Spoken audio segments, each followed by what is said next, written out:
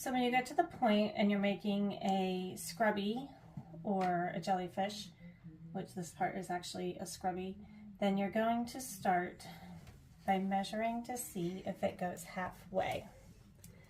So if you fold it up, take it to the peg, and if it's about halfway to your loom, then you can go ahead into the next step.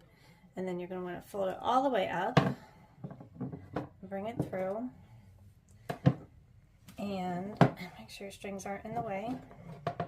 You're going to loop it on to each peg. So we make sure you're starting with the end, the very first row here of yarn. And this one is double stranded, so I want to make sure that I get both of them on there. And we're going to just push them both on all the way around. This one's pretty easy to do.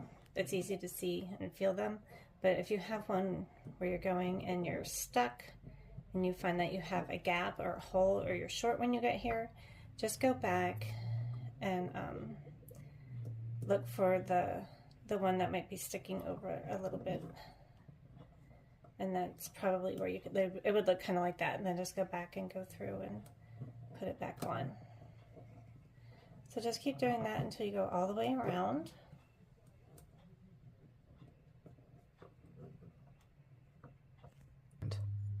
Now once you have pulled your last loop over, bring your yarn over here, and you're going to hook over just like you do when you're normally knitting.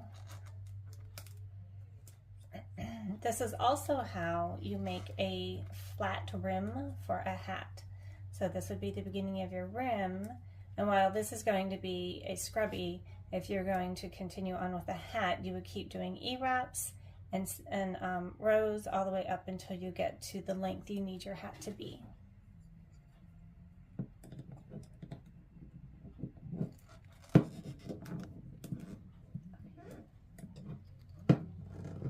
I will do a separate video for making a flat brim for a hat. Right, at this point, I think we've got one more to go. Yep. So make sure you've done them all. Pull your threads down, and then you're going to move on to the next step, which is casting off. So you're going to sew around, as you can see in one of my previous videos, how we sew around here, and we'll loop it off.